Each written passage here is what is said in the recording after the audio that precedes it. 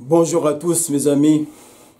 Comme vous le voyez depuis quelques jours, la Guadeloupe et la Martinique sont en alerte rouge pandémique et j'estime que la situation est grave.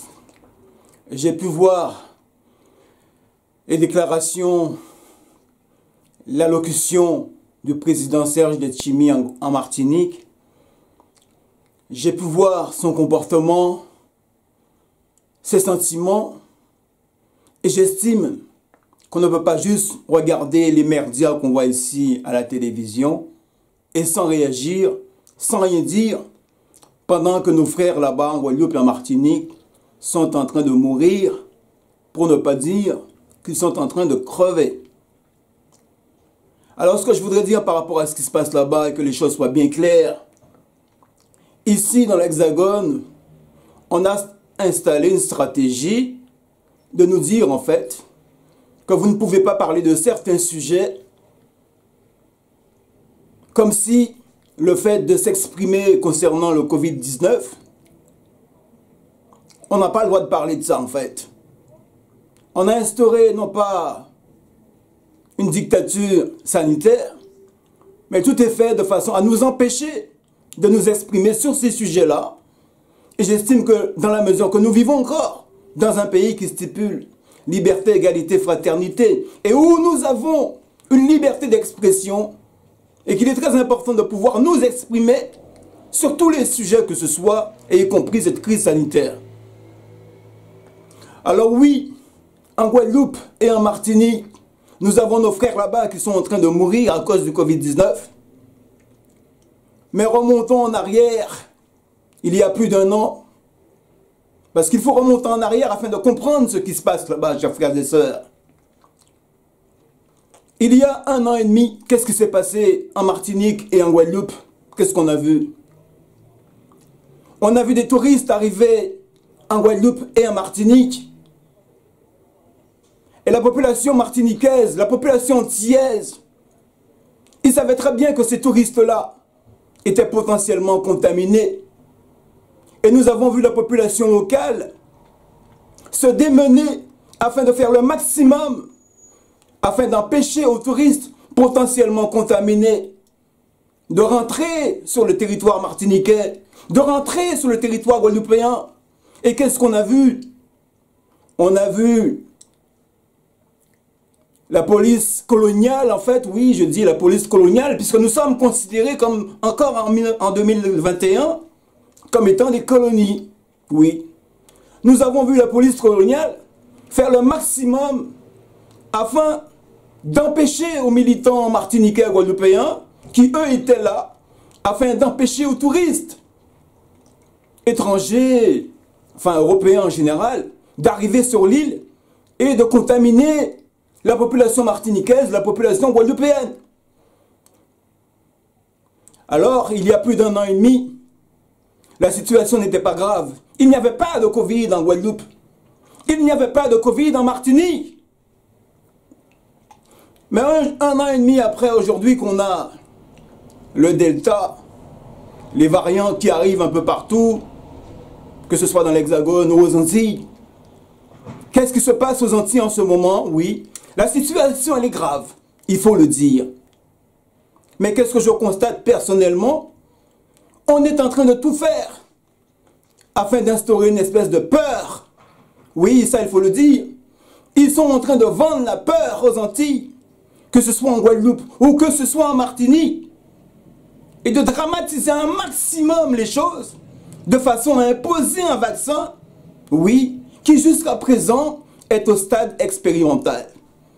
Et oui, et comme à l'époque de l'esclavage, vous avez, chers frères et sœurs, quand vous n'étiez pas d'accord avec le colon, avec l'esclavagiste, il vous matait, il vous coupait les oreilles, il vous coupait les pieds.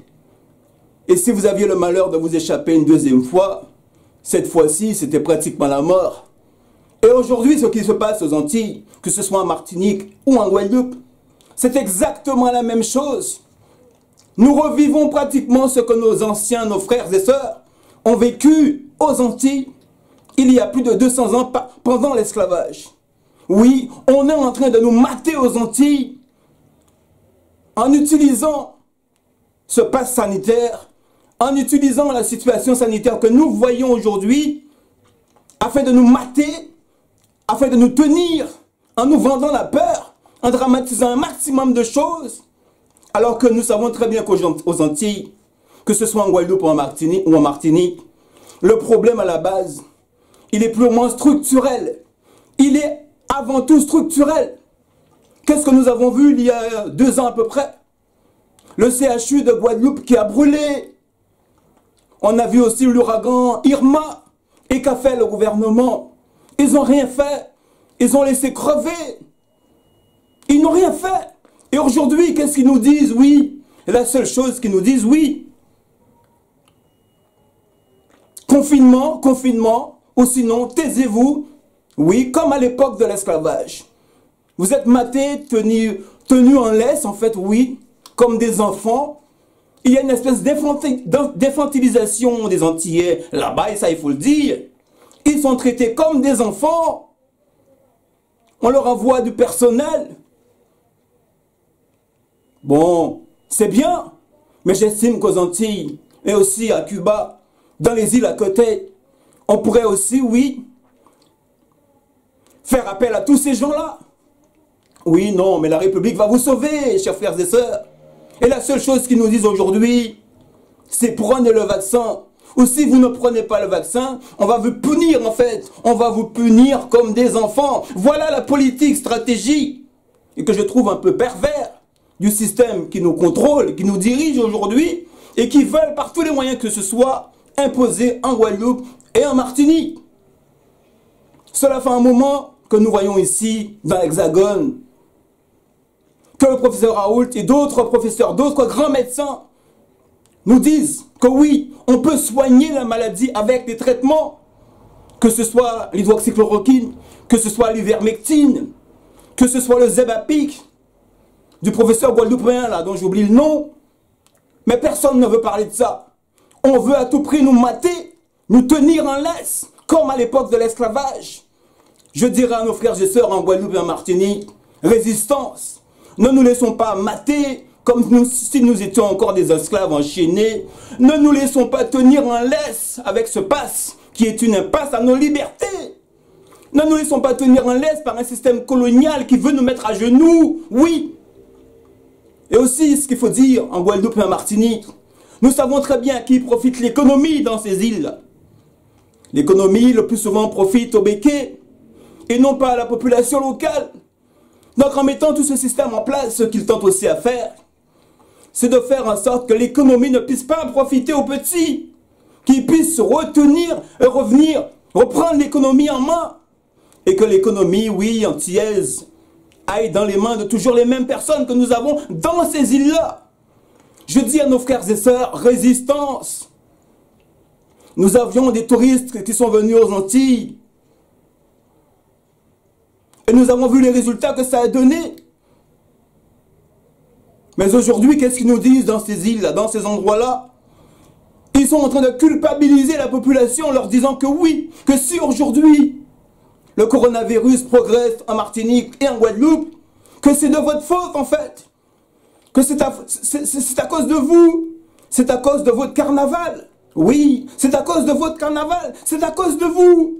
Rien n'a été fait afin d'empêcher la propagation du virus dans ces îles-là aujourd'hui, il y a quelques mois. Et aujourd'hui, on est en train de culpabiliser les Martiniquais et les Guadeloupéens en leur disant que oui, que le problème, c'est à cause de vous. J'ai envie de dire à tous nos frères et sœurs, ne vous laissez pas manipuler par le système, par tous ces merdias qui nous vendent la peur, qui sont en train de nous instrumentaliser, comme si en fait la seule solution c'était le vaccin. Développons des laboratoires à base de plantes, de façon à soigner les gens. Ne tombons pas dans la peur, ne tombons pas dans ce qu'ils sont en train de mettre en place. Je dis à tous, Guadeloupéens, Martiniquais, Guyanais, réveillez-vous, réveillons-nous, chers frères et sœurs.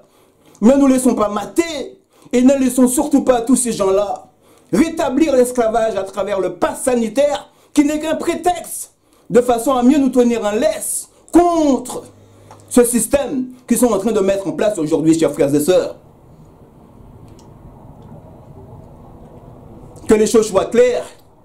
le pass sanitaire aux Antilles ne sera pas un prétexte afin de nous mater dans les îles. Le pass sanitaire ne sera pas un prétexte afin de nous dire oui, restez chez vous, confinez-vous. Je dis à tous, chers frères et sœurs, réveillez-vous, bougeons-nous, soignons-nous. Utilisons les traitements que nous avions et que nos parents utilisaient il y a quelques années. Voilà, chers frères et sœurs, je n'en dirai pas plus, je vais m'en arrêter là. Et surtout, je dirai à tout le monde, résistance. Nos frères et sœurs sont en train de mourir là-bas. Et qui que vous soyez, et quel que soit le moyen que vous avez, si vous pouvez faire quelque chose, si vous pouvez agir à votre petit niveau, faites-le. C'est aussi ça le problème. Nous avons beaucoup de gens qui peuvent agir à leur petit niveau, mais qui ne font rien. Et qui passent leur temps à regarder les merdias qui sont en train de nous manipuler constamment. C'est aussi ça le problème aujourd'hui. Et qu'est-ce qu'on voit? On nous dit oui, on ne peut rien faire pour vous. Mais les touristes, en fait, oui, qui étaient venus aux Antilles il y a plus d'1 an et demi, ils sont en train de prendre les avions et de retourner, oui, ici dans l'Hexagone. Exactement de la même stratégie qu'on avait vue pendant l'ouragan Irma, où nous avions Saint-Martin qui avait été dévasté. Et la première chose qu'on avait vue, c'était quoi? Le gouvernement qui avait tout fait afin d'évacuer les touristes. Oui, on voit toujours que nous sommes toujours, rien n'a changé depuis 1848, chers frères et sœurs. Dans les îles, nous sommes toujours considérés comme des colonies, pour ne pas dire des esclaves, des enfants, des gens qui veulent nous infantiliser en utilisant le pass sanitaire. Réveillons-nous, chers frères et sœurs. Merci à tous. Si vous avez aimé cette vidéo, likez un maximum. Oui, parce qu'aujourd'hui, notre vie en dépend. La vie de nos enfants en dépend. Et je pense qu'il est très important à vous tous que nous soyons de réagir, de tenir debout et d'empêcher que ce système colonial puisse nous mettre à genoux, comme à l'époque de l'esclavage. Ça, nul ne peut l'accepter. Merci à tous et à une prochaine vidéo.